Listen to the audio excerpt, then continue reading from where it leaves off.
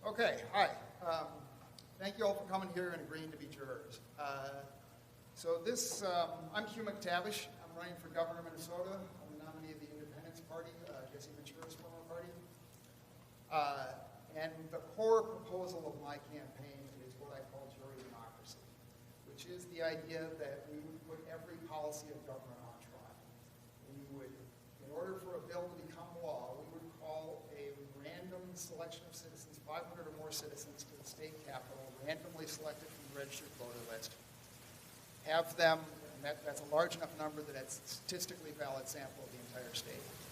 Have them sit like a jury on a trial, so to speak, of one particular bill or proposal. So both sides would get the chance to make their arguments for and against that bill. The jurors would then break into smaller groups of 12. Both sides would have as much time as they need to make their case. The jurors would then break into smaller groups of 12 and talk about it with each other, and then vote by secret ballot on that. And I would require that every bill to become law has to pass a citizen jury like that. It has to pass with a 55% majority to change the status quo. To enact a new law or to repeal an old law would require a 55% majority. That's mostly just to get a little more than 51 versus 40 imposing their will on 49%. It's something of a consensus on it. It's partly also the margin of error. Margin of error with 500 people is about 4% or so, 4.1% of them. So 5% is outside of the margin of error. So you guarantee you've got at least a majority if you had been able to call every citizen in the state to make the decision. So the policy of doing this is a demonstration of the policy I'm going to consider tonight for a demonstration of this is the lockdown policy, which the lockdown response to COVID, which I think is a good policy to consider in jury democracy, because part of the principle of jury democracy is you may not have all the information on a particular subject. That particularly applies to obscure subjects, things like abortion. You're probably not going to learn anything from sitting through arguments about that. You know the arguments. But the lockdown response to COVID, the information has been censored to a large extent. Google and Facebook, I started a nonprofit called COVID Sanity to introduce evidence that the lockdowns were causing a lot of harm in society. Star Tribune refused to run an ad that merely stated how many people were going into depression by the lockdowns. Google, Facebook, and YouTube all have a policy of not allowing information on their platforms that contradicts CDC guidance. So we've tried to place information on those platforms that merely was scientific calculations from articles in the Journal of the American Medical Association or some calculations of data from the CDC. Google, YouTube, and Facebook pulls that stuff. They don't allow you to. So basically, we've got censorship. Basically, you're not allowed to introduce evidence that on the most important policy of the day, on one side of that argument. So in my vision of jury democracy, that's not going to happen. Both sides get to present their arguments. Nobody gets censored. You can present facts that people may not be aware of. So the policy is the lockdowns. Let me see if I can get PowerPoint to show this time.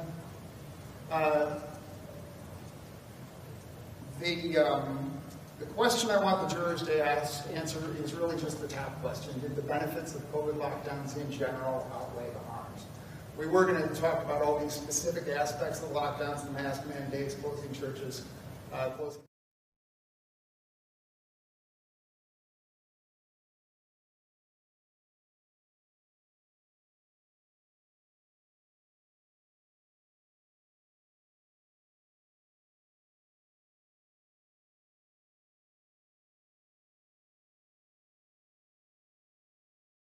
I'll introduce Nicole here to make the case for the Walls administration of the lockdown case.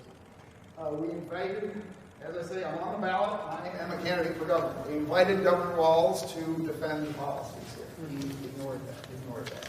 Did not respond. Not surprising. Politically, I'm sure he'd rather I was not on the ballot. And he certainly does not want me considered as a serious candidate that might draw votes from him. But it also, I think, demonstrates a problem with our current system. He undoubtedly does not want to have to defend all of his policies one at a time. He would say, I got elected, I get to do what I want now that I'm elected. I don't think that's the way the system should work. You should have to defend your policy one at a time, every policy. So that's the idea of jury democracy. Yes, so I think we're ready to go. So I'll introduce Nicole Nachleba. Did I do it? Yes. Nicole Nachleba. She is an attorney, and she agreed to step in and make the case for the pro-lockdown case, and then I will make the anti-lockdown case when she's completed. Oh, I should say that I'm having her go first in part because the burden of proof, the burden of persuasion should go to the party that wants to change the status quo. So our status quo was that we went to school. We walked around in public without anything covering our faces. We could go to restaurants. We could leave our homes. The lockdowns were a change in the status quo. They should have had to be justified by the government, by the party that wanted to impose the lockdown. So my policy, again, would be that the burden of proof or persuasion falls on the party that wants to change the status quo, either to enact a new law or repeal an existing law. So Nicole has the burden of persuasion to prove the pro-lockdown case.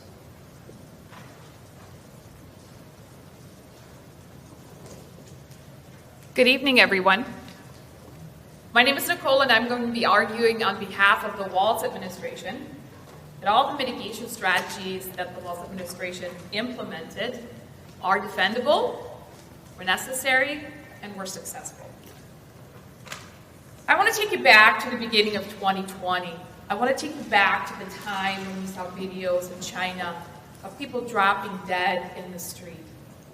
When we heard about Italy and their hospitals and doctors having to decide who lives or dies because of COVID.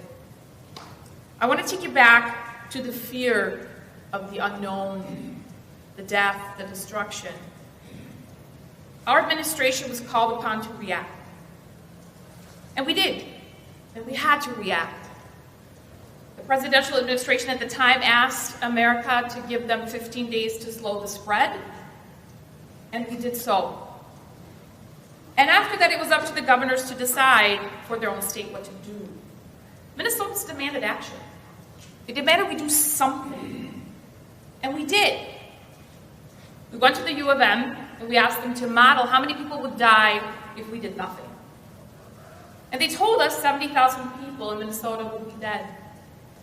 That was unacceptable for this administration to let happen.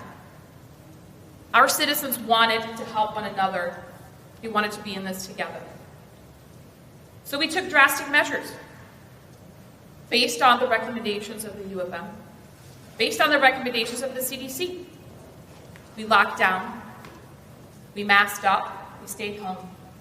And as the science and the data changed, we adapted. When we found out that COVID was spreading fast and furious, we decided to lock the schools down. When the spread couldn't be contained, we decided to mandate masks because the CDC told us that masks work.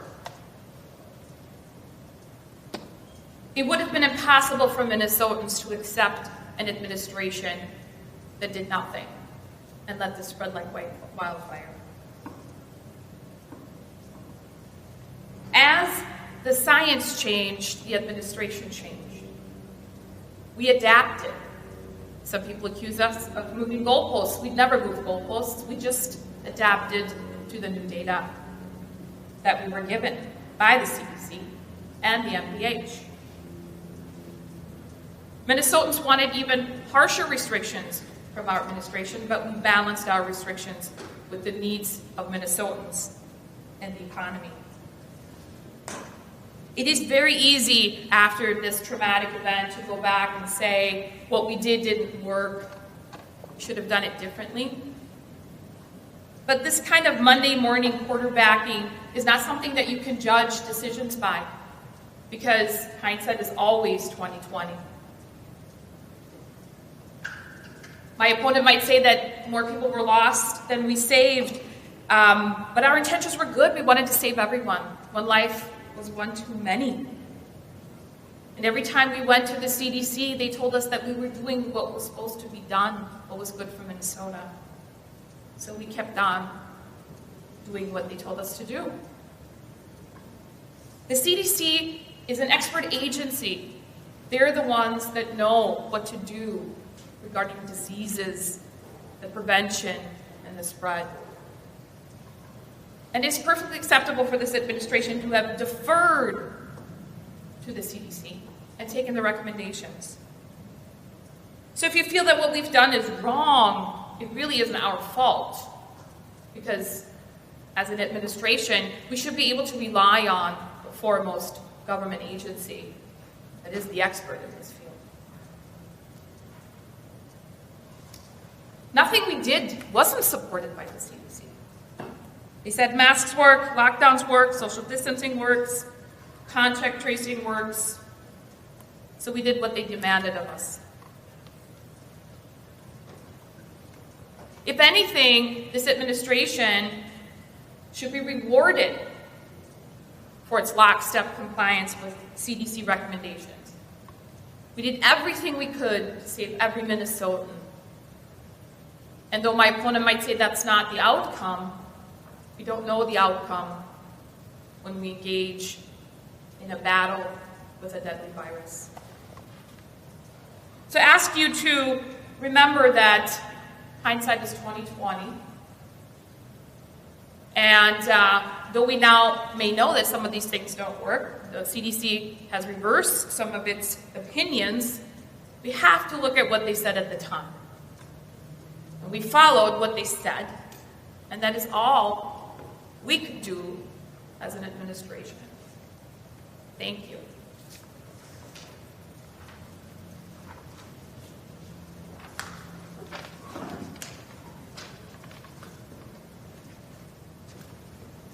Thank you, Nicole.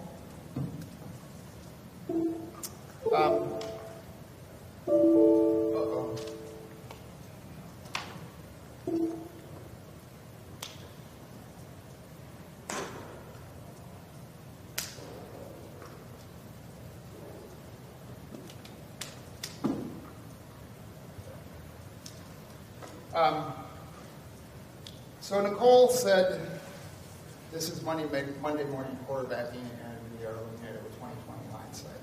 That's actually the question. It's fine. Say we're looking at this with 20/20 hindsight. The question being debated is, were these successful? Was this a good policy or not? So it's fair to look at it with 20/20 hindsight. But actually, for the record, I've started a nonprofit and was writing that this was going to be a disaster within the first 2 weeks of the lockdowns. I knew that this was going to be a disaster. I was certain of it. I was right. I knew it was going to kill more people than it saved, and I was right.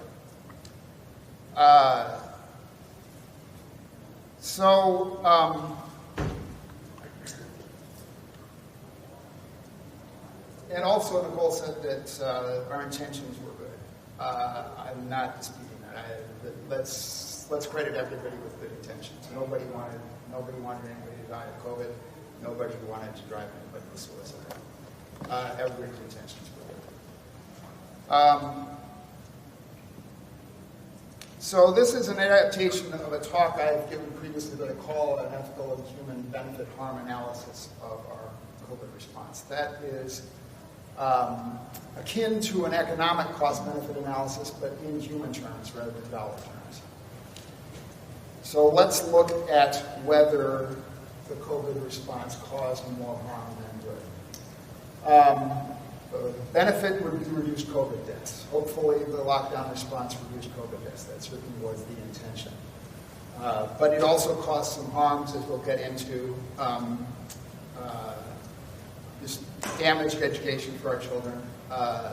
3 threw people into unhappiness and depression was an impairment of our liberty, which is a harm that should count. The loss of freedom to do what you want to do. It cost us money, of course, and it's fair to talk about money. Anybody here for whom money is not at all important in their life, please raise your hand. Okay. So money is a real thing. I'm not going to talk about money, but it's fair to consider that as a harm too. And so how can we compare those benefits and harms, and can we quantify them and say which was greater?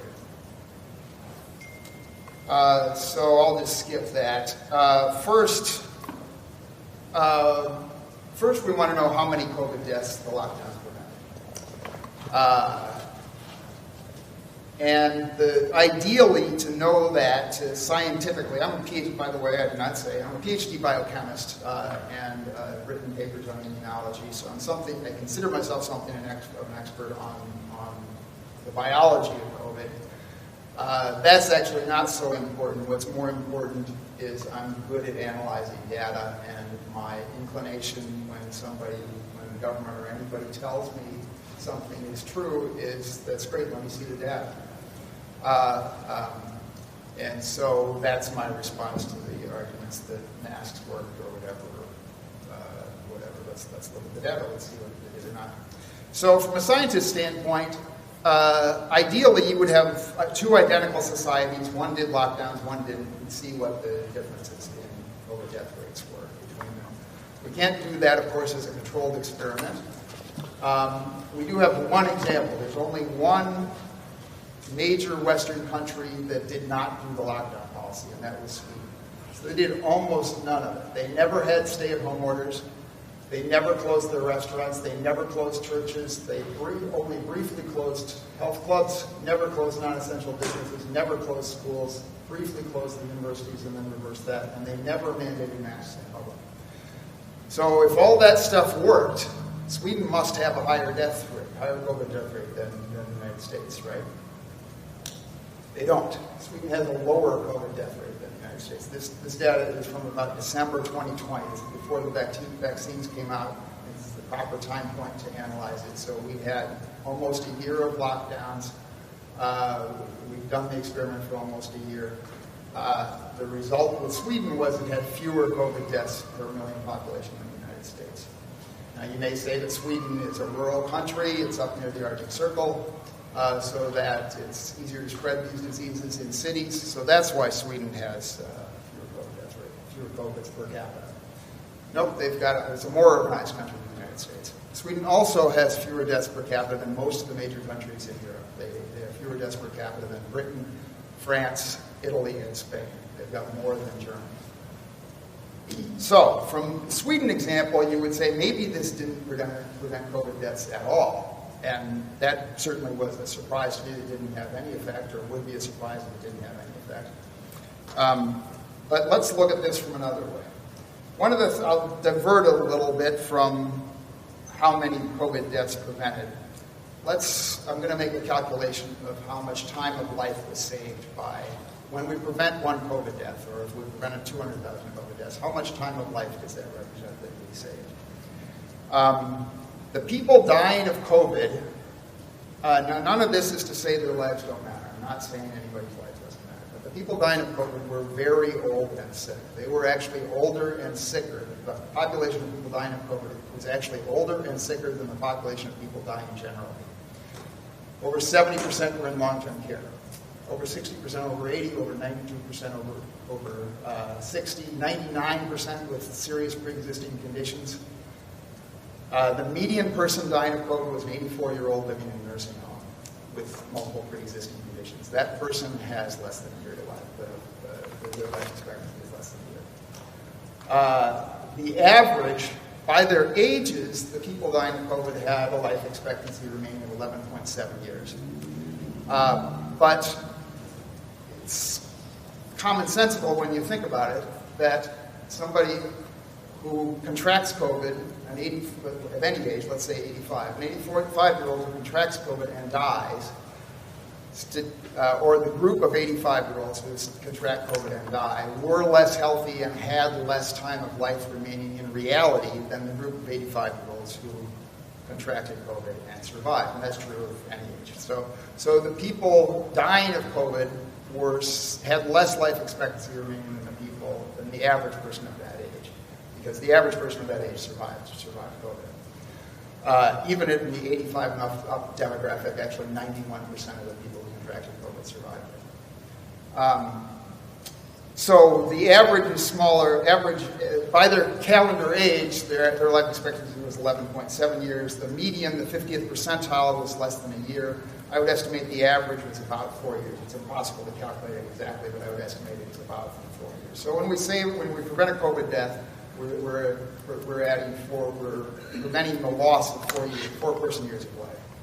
I didn't say also what I meant to say before I introduced all this is we're all going to die. That seems to have been overlooked in a lot in this COVID, but we're mortal. We're all going to die. So the question is how much time do we save when we prevent COVID death? Uh-oh. We're stuck again.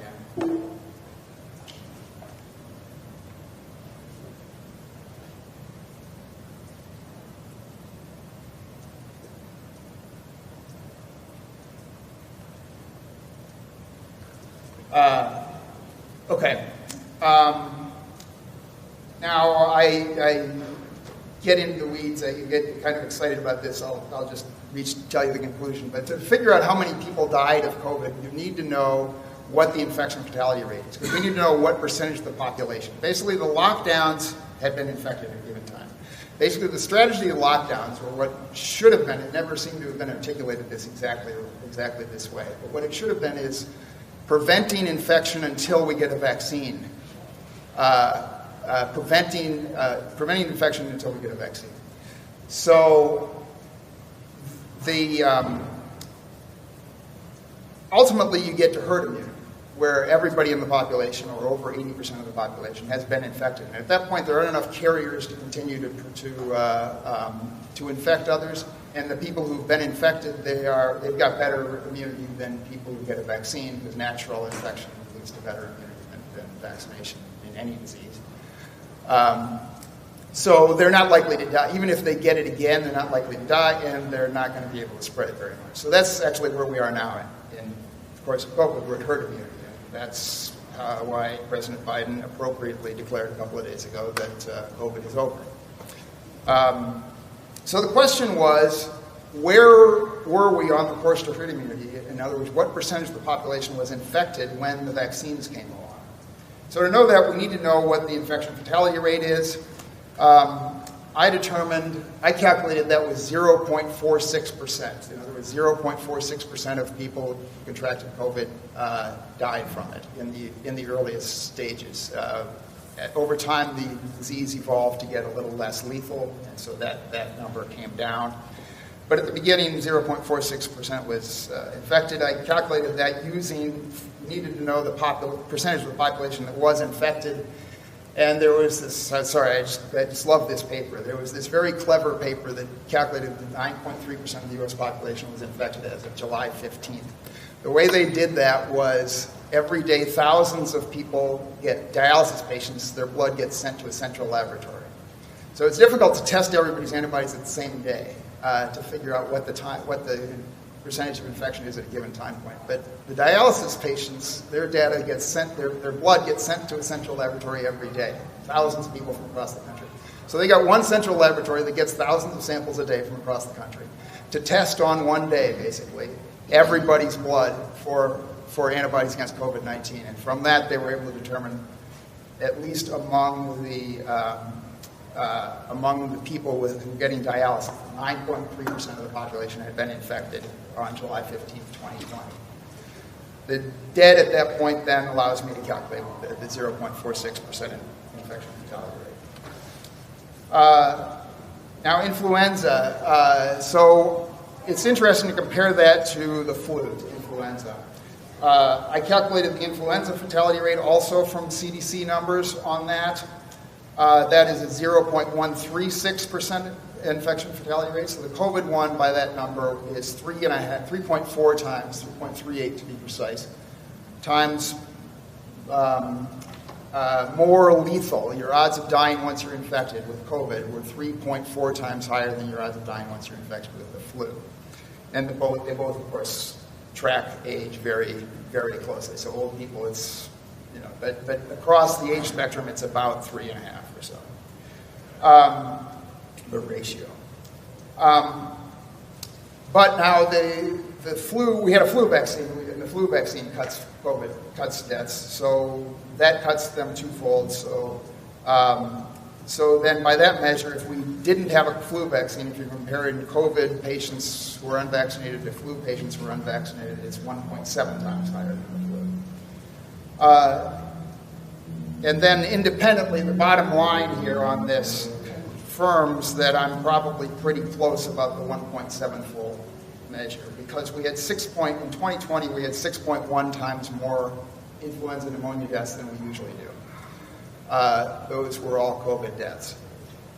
So the three numbers of how much higher the infection fatality rate is, the effectiveness of the flu vaccine, and how much more contagious COVID is than the flu, or how many more cases you get. You multiply those three numbers you get together, you've got to get 6.1.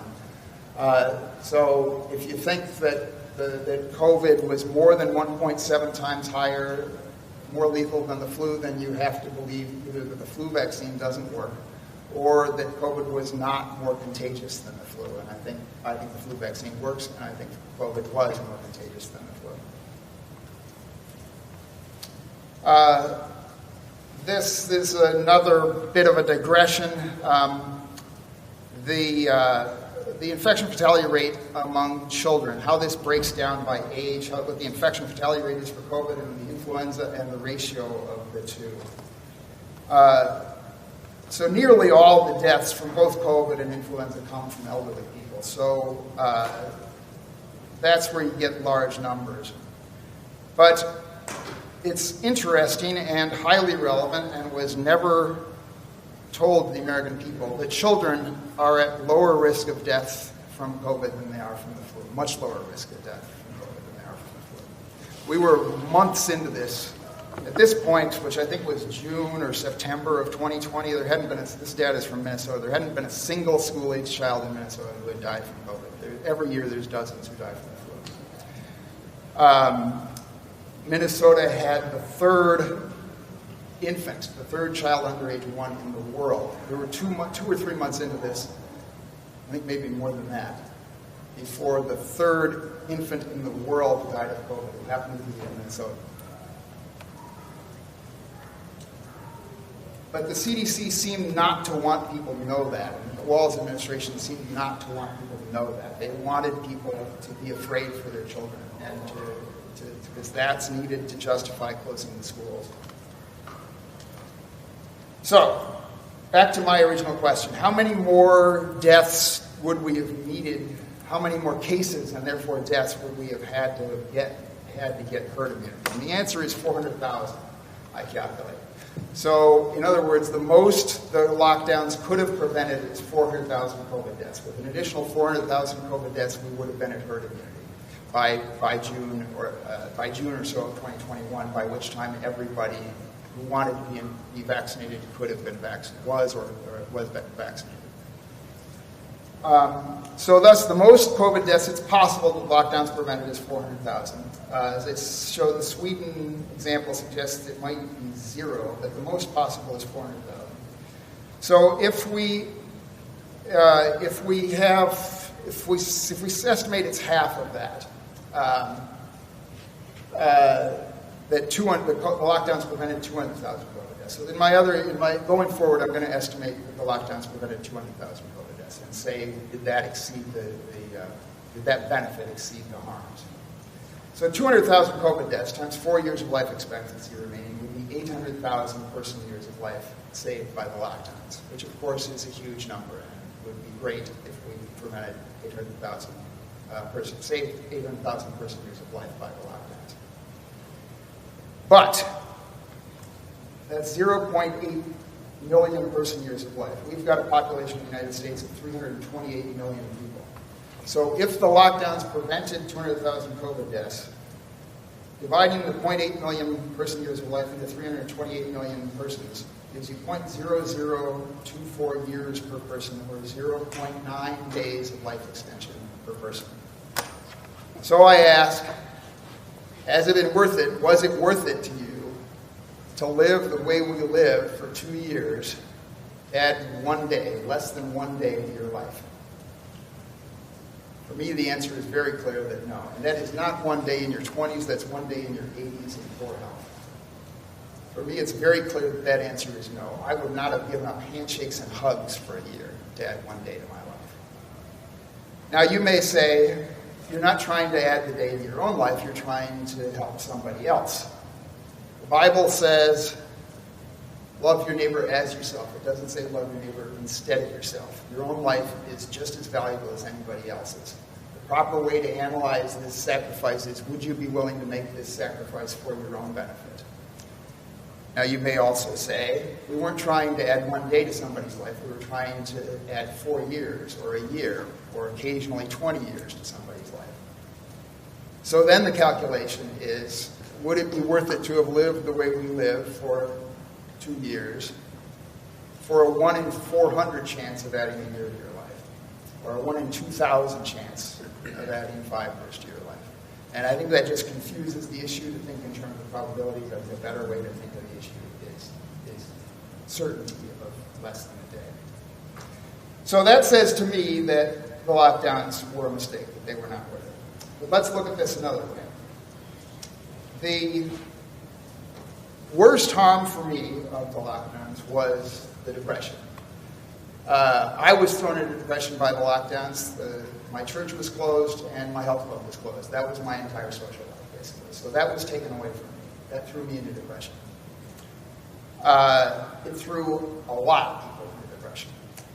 This is from a paper in the Journal of the American Medical Association. They surveyed the population and determined what percentage of the population had severe, moderately severe, moderate, or mild depression. Moderate to severe depression, which is considered major depression, the baseline in 2019 was that 8.5% of the U.S. population had moderate to severe depression. That may be the worst. That's pretty terrible, actually. That may be just about the worst level of any society in history. We managed to more than triple that terrible level. We managed to go from 8.5% of the population in major depression to over a quarter, 27.8%. We threw, by the lockdown policy, this was entirely predictable. We're a social species, for Lord's sake. It's entirely predictable. And the point of the lockdowns was literally to prevent face-to-face interaction as much as possible. And when you can't prevent it, order people to wear masks so they can't see each other smile and they can't see each other's facial expressions.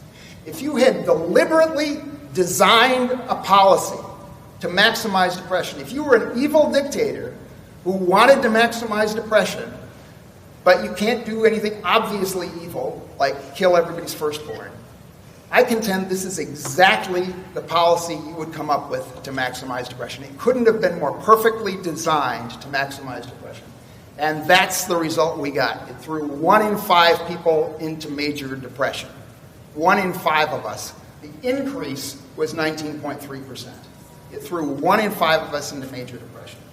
To me, that was the worst outcome of the lockdowns. And again, I tried to run an ad. My organization, we tried to run an ad in the Star Tribune just stating these statistics, which are from the Journal of the American Medical Association. The Star Tribune refused to take our money to run that ad. That's the level of censorship we have in our society. YouTube and Facebook pulled content that said these numbers. It's from a Journal of the American Medical Association study. So, now you may say, well, it's a lot of people to throw into depression, but you'd rather throwing one person into depression to save one person's life. That would be a worthwhile trade-off. So is there a way we can compare depression and quantify it to COVID deaths, and preventing a COVID death? And I think there is. I think we can think of depression as lost time of life. Think of it this way. If the devil came to you and said, I'm going to, tomorrow, I'm going to throw you into major depression for the next year, or I won't do that, but at the end of your life, you're going to die a year earlier than you otherwise were going to die. Hopefully in your 80s, but whenever your number's up, it's going to come a year earlier. Would you take the depression now, or take the 1 year loss of life? I think it's a difficult choice. For me, I'd probably take the 1 year loss of life, but I think it's a difficult choice. And that shows that it's fair to compare the two. It's fair, I think, to consider depression as lost time of life. So those 63 million people, the average depression episode lasts for 5 months. Those 63 million people, the time spent in depression is 24 million person years of life that we caused. We took 24 million person years of life from people by throwing them into depression in order to potentially have saved 0.8 million person years of life and prevented COVID deaths.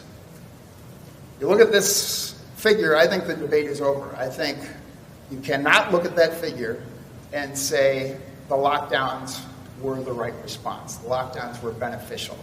The only way you can do that is if you say, I don't care about happiness. I don't care about quality of life. The only thing that matters to me is how long you live. The only thing that matters is duration of life. Unless that's your attitude, the lockdowns were a mistake. And as we're going to show, even if that's your attitude, the lockdowns were still a mistake. So, depression leads to death. It can be a fatal illness. And unemployment leads to death. So this Wellbeing Trust, this nonprofit, put out in the spring of 2020 a prediction that they phrased it, COVID would cause 68,000 excess deaths of despair. Deaths of despair is defined as suicides, drug overdose deaths, and alcohol deaths. They estimated in the United States it would cause 68,000 estimated deaths of despair. That estimate was made just from the unemployment caused by the lockdowns, not by the social isolation and the depression. So it just considered the unemployment. So I thought then that was probably an underestimate. It was certainly a conservative estimate. The average person committing suicide, and I assume the numbers are similar for drug overdoses, alcohol deaths may be a little older than the suicides and the drug overdose deaths. The average person committing suicide is age 42 with 38 years of life expectancy remaining. So one suicide costs 38 person years of life. So 68,000 estimated excess deaths times 38 years of average life expectancy lost is 2.6 million person years of life lost. We were talking about 0.8 million person years of life gained if we had prevented 200,000 COVID deaths. So that's this graph. It is fewer people. It's 68,000 people killed by the lockdowns versus 200,000 we saved. But the people we killed were a lot younger than the people we were trying to save or did save. So the result is the lost time of life is more than 3 times the person years of life lost. The person years of life saved and prevented COVID deaths. And I'm going to show that the deaths of despair were underestimated, and I'm going to show that the COVID deaths prevented were lower than that. So the ratio was actually worse than this. And we actually did wind up killing more individuals, not only younger individuals, but we wound up killing more individuals than we saved by preventing COVID deaths. So that was a prediction that we would lose the 2.4 million person years of life due to deaths caused by the lockdowns. Turns out we lost 4.7 million years so far in 2020 and 2021. We will lose more going forward when people's lives fall apart because of the lockdowns. They become addicted to drugs or they become depressed and start thinking about suicide. They don't commit suicide the next day. They don't OD on drugs the next day. Those are going to come in over a period of years. So we're not done with this, but so far, according to the CDC, we've lost 4.7 million person years of life to non-COVID deaths. I contend, of course, the CDC doesn't say those deaths were caused by the lockdowns, but I think they were. I contend that all of those non-COVID deaths, we had a 1.1 year loss of life expectancy in the last 2 years, not due to COVID deaths. That's due to what's highlighted at the bottom mostly. Suicides, drug overdose deaths, cirrhosis, accidental deaths, and murders were all up. in the last 2 years. Those, I contend, were all caused by the lockdowns. The murders also, most crime, and especially most violent crime, is committed by young people, by juveniles and 20-somethings. Tim Walz decided to throw the teenagers out of school and effectively tell them, why don't you spend more time with your gangs and less with your teachers? When you do that, you're going to get an increase in crime. It's very predictable. The 20-somethings, he threw them disproportionately out of their jobs and out of their colleges and told them to fend for themselves. When you do that, you're going to get an increase in crime. You also get the increase in drug abuse. Drug abusers, of course, need to commit crimes to keep up with their habits, so that's going to cause an increase in crime. So I contend the murders is entirely caused by the lockdowns. This didn't just, our increase in murders did not happen out of the blue. They happened because of the lockdown policy. I should say, interject here, that people say, like actually the previous one, the Well-Being Trust, when they talked about the deaths of despair, they said this was going to be caused by COVID. Of course, that's nonsense. The only bad thing caused by COVID was COVID deaths. Every other bad thing we've experienced for the 2 years, the depression, the suicides, the drug overdose deaths, the unemployment, the lost money, all that was caused by the lockdowns. Our leaders deliberately inflicted all that on us in the hopes that it would reduce COVID deaths. So I try to catch myself. Sometimes even I say some of these things were caused by COVID, which is what the phrasing you always see in the news, but that's not true, of course. It was all caused by the lockdowns. Now, the drug overdose deaths alone, these were flat from 2018 to 2019, 2017 to 2019. For that 3-year period, they had been flat. They then went from 72,000 drug overdose deaths to 93,000 in 2020 and up again to 107,000 in 2021. So that's 57,000 excess drug overdose deaths. On the previous slide, I predicted 68,000. We're not done with them. It'll be more years, so it's going to be higher than that. So this alone, actually, just the drug overdose deaths alone that we've experienced in the last 2 years, the increased drug overdose deaths, I should say, not all of them, just the marginal increase. That alone is roughly equivalent to the bar I showed previously. That was 3 times the number of COVID. The time of life saved if we prevented 200,000 COVID deaths. Unemployment. It's nice to have a job. It's important to have a job, not only for your economic well-being, but also for your social and psychological well-being. The lockdowns threw 16% of the workforce out of their jobs immediately. That's a real harm.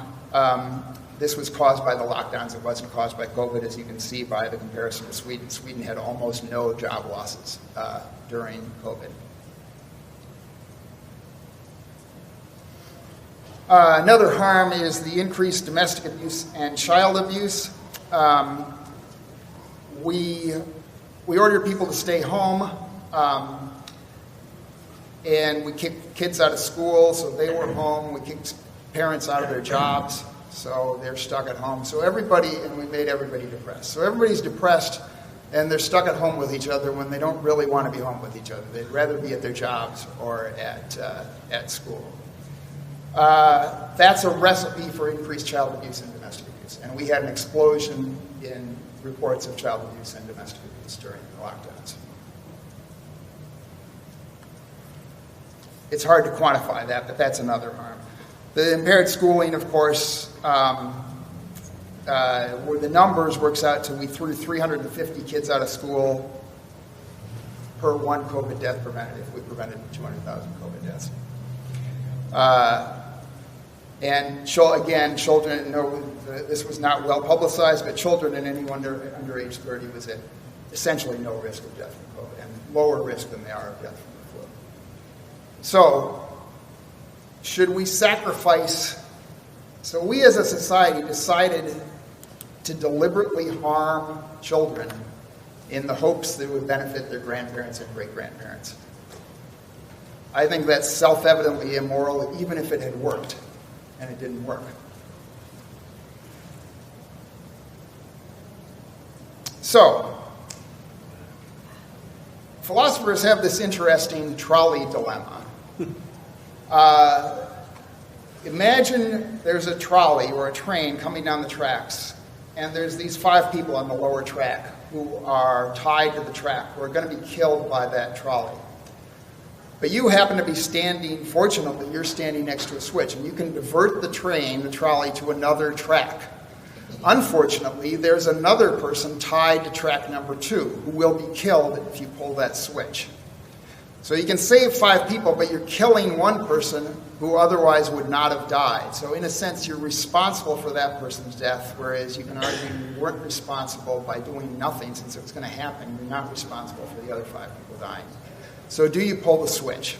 So philosophers have this thought experiment. You can do variations of it. What if one of them is Martin Luther King or Gandhi or somebody? What if one of them is your wife or your child? But anyway.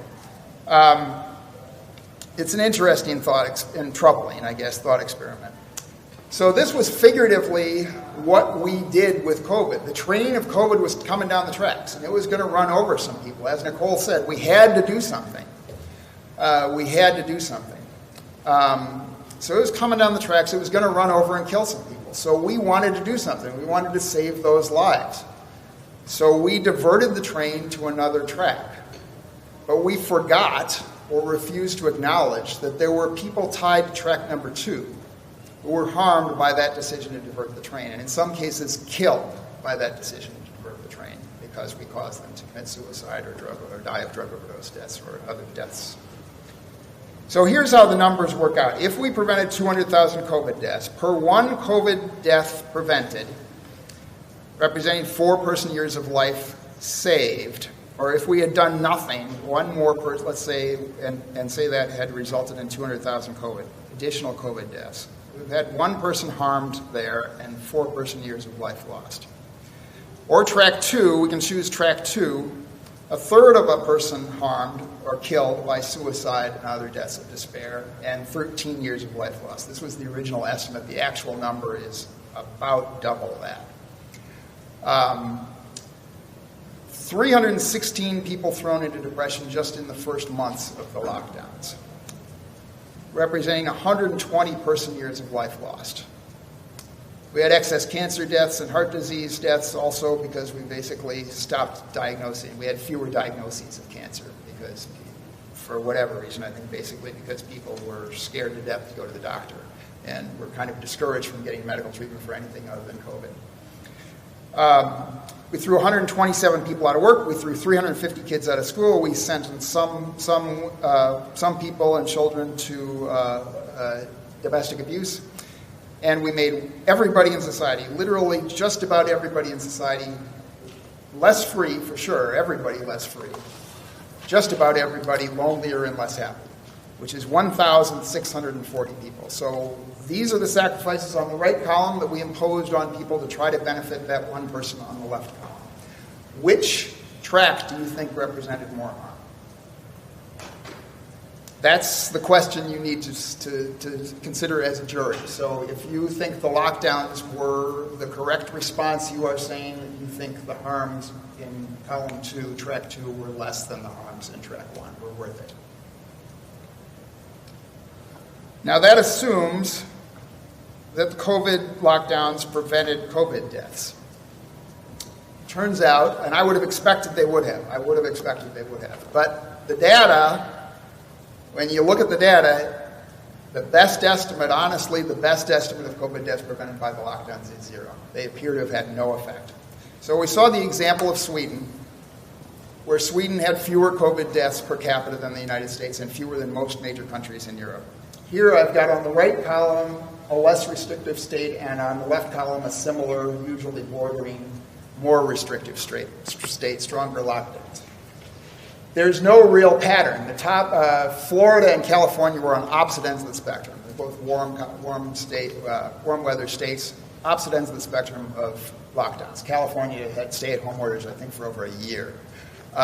Florida barely did anything. Their COVID deaths per capita are almost identical. Florida's are a little higher, but Florida is also an older population, so you actually would expect Florida to be a little higher, probably more higher than they are. So I would actually classify that as a win for Florida. Wisconsin had their restrictions struck down by the state Supreme Court. All three of their bordering states had higher COVID death rates per capita than Wisconsin. Ohio had a Republican governor and relatively loose restrictions. Their two similar bordering states both had higher restrictions. There are contrary examples. South Carolina was relatively free, and North Carolina was relatively locked down, and South Carolina had more COVID deaths. And South Dakota had more COVID deaths than North Dakota, despite South Dakota having fewer restrictions. So there are contrary examples. I'm not saying that the lockdowns increased COVID deaths, but there's no evidence they decreased COVID deaths. They don't seem to have had any effect on it at all. Here's COVID deaths per capita by the party of the governor. So Republicans are in the filled circles, Democrats are in the open circles. They're ranked left to right on population. So the high population states, California, I guess, would be the farthest right one. And it's 51 because the District of Columbia is in there. There's no apparent pattern. And actually, statistically, the average of states with Republican governors and states with Democratic governors, it's almost exactly identical, COVID deaths per capita. Here on the left is directly an index of COVID, the index on the y-axis is the state restriction index. Higher, actually, it's contrary, the lower number is the more restrictive states, a little counterintuitive. But the point is there's no pattern. There's no correlation at all. That line is the best fit. As you can see, it's flat. There's no pattern to that, and no statistical significance to that correlation. In contrast, the unemployment on the right, I didn't draw a fit line on that, but you can see it trends upward. That actually is highly statistically significant, that unemployment is highly statistically correlated with the level of COVID restrictions. So COVID restrictions did succeed in kicking people out of work. They did not succeed in preventing COVID deaths.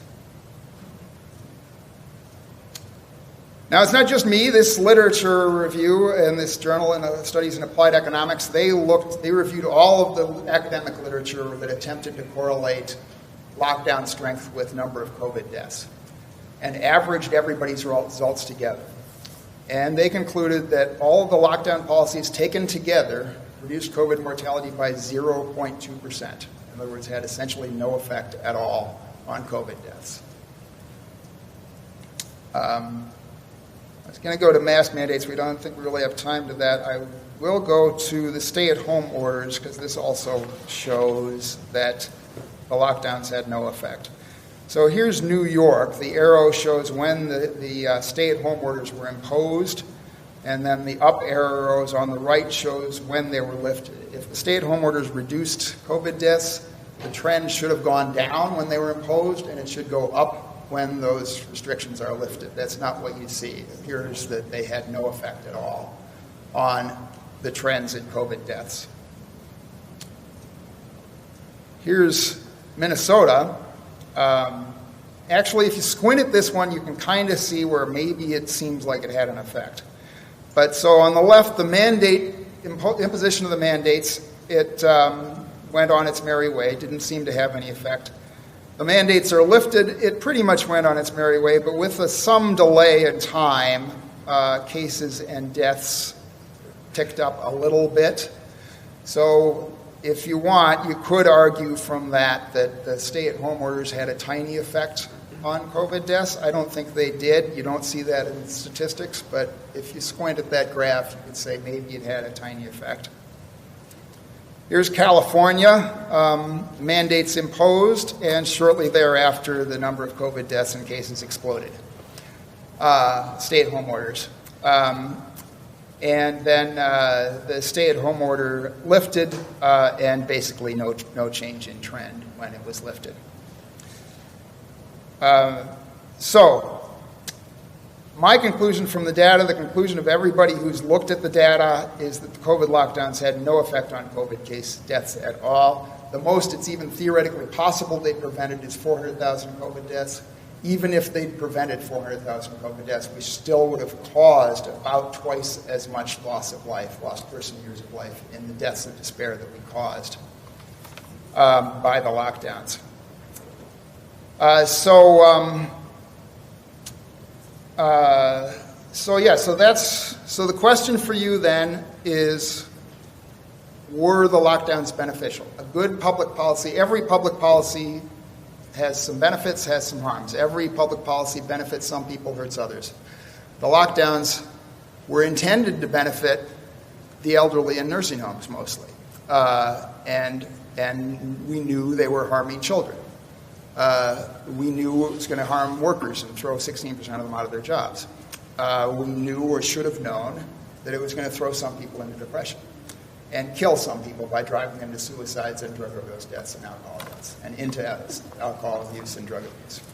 So the question for you as a jury is, were the benefits worth the harms? And it was also, I would also add that it was the burden of the state to change, since the state is arguing to change the status quo, it was the burden of the state to prove the benefits exceeded the harms. It's not my burden to prove that the harms exceeded the benefits. But with that, I will stop, and I'm not sure whether to invite questions or not, or just send you off to deliberate. I think I'll just send you off to deliberate. So we've got a room, the boardroom, which is up the stairs and down the left. The boardroom is open, so I would send you all to go and deliberate, and then I'll give each of you a verdict form. Oh no, they're over here. I would give each of you a verdict form, and you can bring that back when you're done. Yes, sorry. May I ask a question?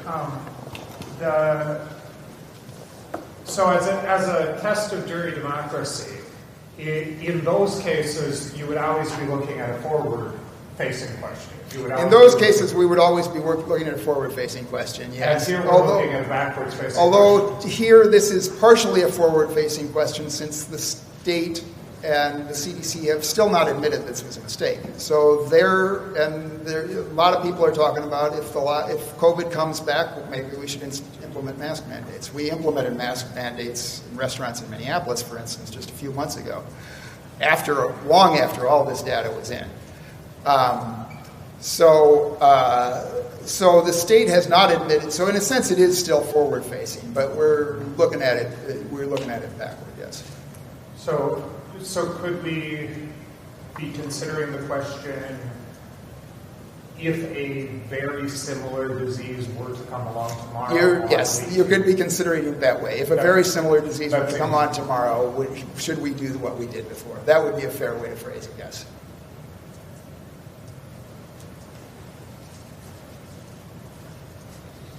Okay? Thank you.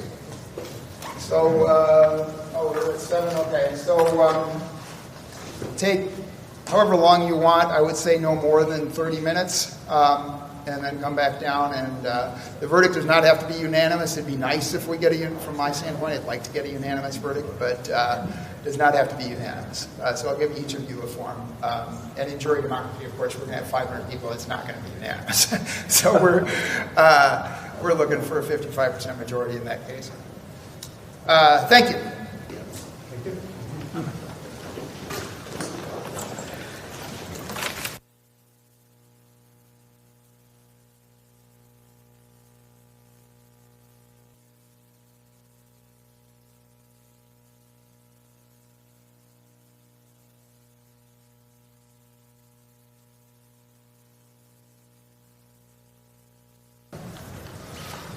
Okay. No.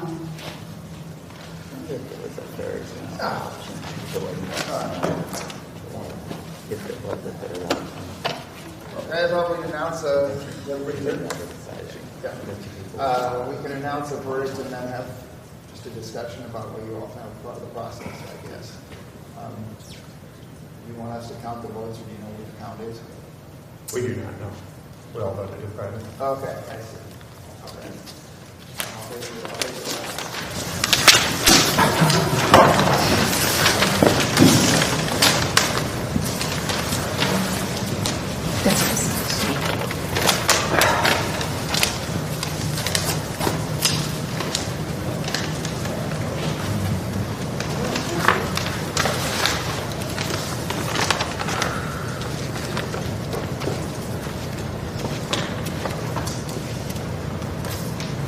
No, let's do this.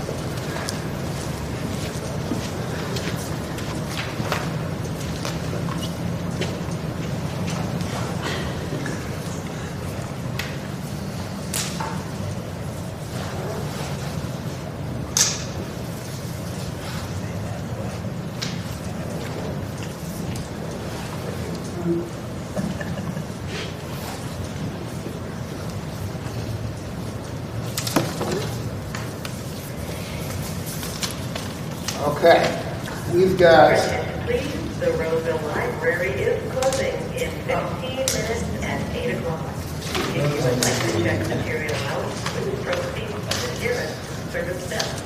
That will shut it down. we've got 11 jurors, I guess. We've got You using the 4 no's that the benefits of the lockdown did not exceed the harms. at 7. In other words, the harms exceeded the benefits. 1,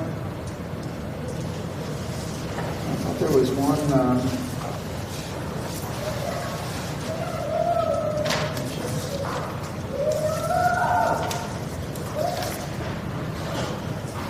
so no, five no's, five saying that the harms exceeded the benefits, and 5 saying that they need more information.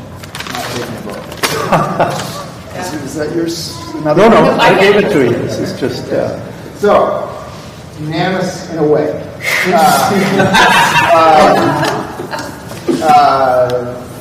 so it was a very skewed, Presentation. presentation, and it was, one piece was looking at it before the information was available, and then your piece was looking at it from hindsight. And so I don't think it was a useful question. But the question, the assigned question was, were the harms to the harms exceed the benefits? So, or vice versa. So I didn't she feel or that Walls both was supposed parties to followed the what? prompt. Sorry, what? I didn't feel that both parties followed the prompt fully and completely. Yeah. And that probably wouldn't happen so much in an official one with the state.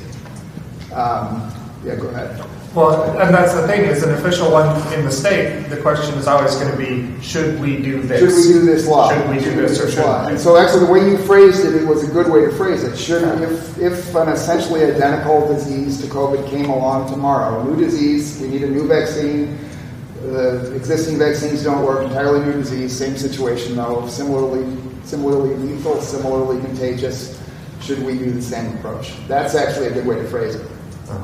And to that question, though,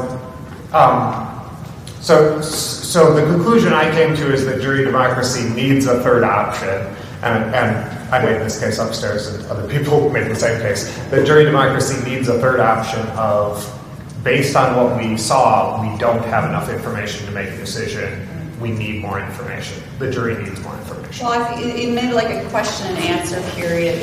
But so what I think we worked out is like how the process. I think it was more interesting when we just looked at maybe the process as opposed to the specific question, because this was like an Olympian question, or for a test case. Big question to do in an hour. Yeah. Yeah, like if it was something like should we put a stoplight at the corner of something and stuff, like something really simple, I think as a test case would have been a little bit more practical. I mean, we're it's in the weeds with this, but I think we kind of all I feel like it was good participation. Oh, yeah. Really great to have people you don't know with all these different backgrounds chiming in. Yeah. It was, but yeah, there's going to be some bugs.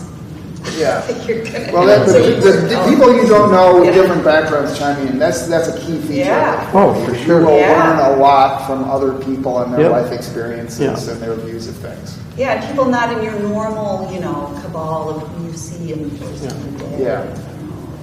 And I do think that the question is, should we do it the same way or not? or something on that order, because that's more relevant, and that's probably easier to answer than did it cause more harm than not, and more useful, I think, and I would say, no, we shouldn't do it the same way. There's a lot of other factors and nuances that need to be considered.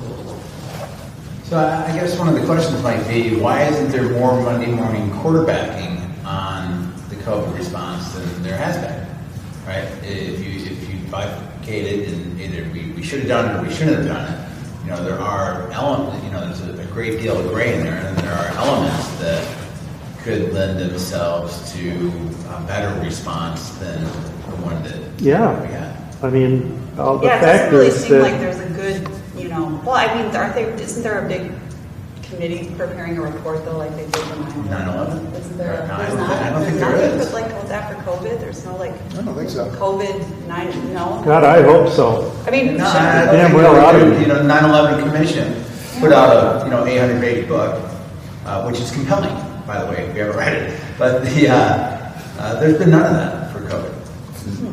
The thing that was kind of a shame with COVID is it was immediately politicized Immediately. in a very yeah. polar political climate. Right. So there wasn't even room for nuance because people were like, well, Yeah. my one party of the two parties Yeah. says this. So Yeah. this is what Yeah. I'm going to go with. So that's really, like we were talking about upstairs, is like this exposed a lot of problems with our political system and our decision-making protocols here in the U.S. And that was like a reflection I had early into COVID. It's like, why is this virus and this pandemic all of a sudden a super political issue?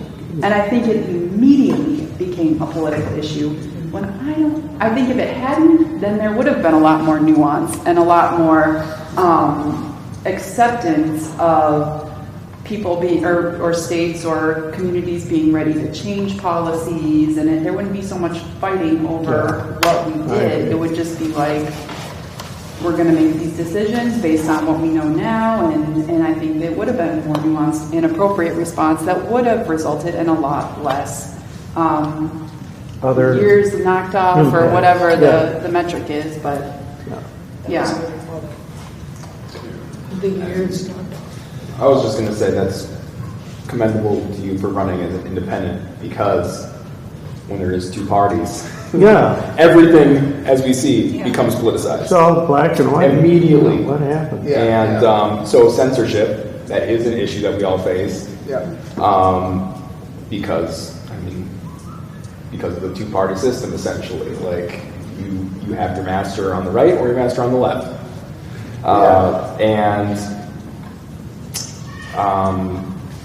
So if we had more third parties, more third-party candidates, we'd have people that could share information, get information across that, people from left and right can see, like, this COVID, for instance, our lockdown policy, we should look at it deeper and not just listen to the Democrat or Republican. Yeah, and that's part of why I ran as an independent, is that jury democracy is my core issue, and I thought I can be, if I do get elected, I can be seen as an honest broker with jury democracy. If I was either a Republican or Democrat, the other party would just jerk oppose. Well, it used to be that, there was discussions between the two parties, and they figured out and worked out compromises and, learned from each other and whatnot. There certainly was horse trading and God knows what else, but, in my growing up years, that's, for the most part, what was going on. Yeah. And That's what I hope with jury democracy, and I don't know how your deliberations work on this, but the goal is that you're going to talk to each other respectfully, and you're going to, and you're open-minded, because you're not, people are, I think most of us, we're not our identity is not captured by the label of Democrat or Republican. Right. So, and we disagree, hopefully, I think most people disagree with their party on some issues. So you can evaluate the issue on the merits. Also, a lot of issues are not partisan. Exactly. You know, I'm a patent lawyer. If we talked about revising the patent laws, most people haven't given any thought. I don't think it would probably, maybe it would immediately line up on a Democratic Republican Party side. I don't know why.